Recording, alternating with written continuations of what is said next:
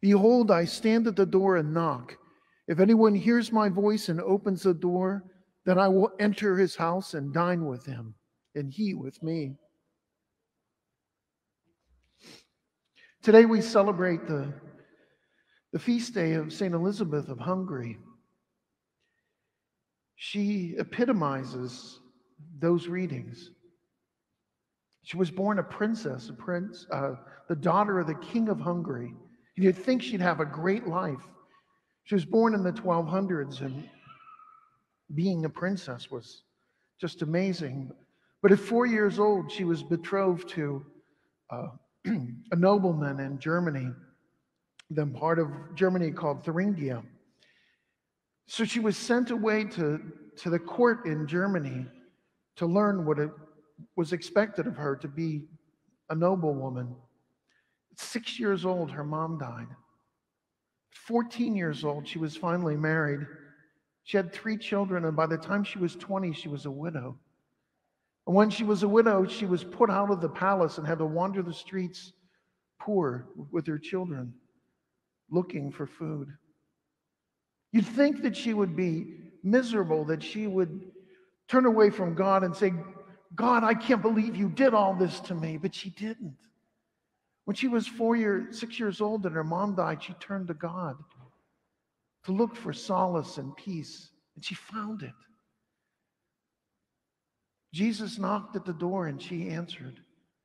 And she found that peace that lived with her throughout her life. And even as she became queen at the ripe old age of, or married to the nobleman in Germany and became more or less like a queen, she spent their fortune feeding the hungry and building hospitals.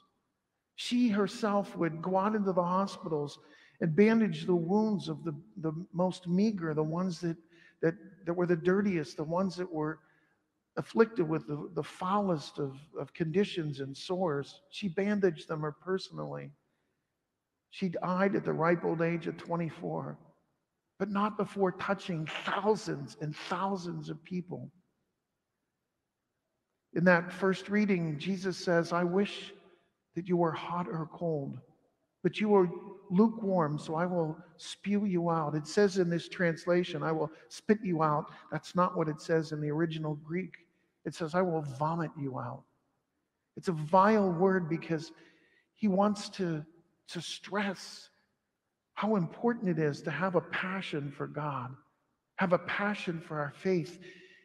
And when times get bad and bad things happen to us, like what happened to Elizabeth of Hungary, it's that much more important to double down and to pray even harder and to praise God for the gifts that he's given us, because no matter how bad our lives are, God still blesses us each and every day of our lives. It's when times get hard that adherence to our faith, that doubling down, that turning to God in times of trial, that it's the greatest witness to other people. When people see the tragedies that befall us in our lives, if we handle them with grace and prayer, then people will look at us one day and say, wow, if they could make it through that, so can I. And so as we continue with our Mass today and our celebration of the liturgy of the Eucharist, that great gift from Christ, we turn our hearts toward Christ and ask him to strengthen us for the times of trials and tribulations, like the things we're going through during this pandemic. Trusting that God is in charge and he'll never let us down. There's a line in the Psalms that says, I was young, but now I am old, and I've seen many things, but I've never seen the children of a good man begging for bread in the streets.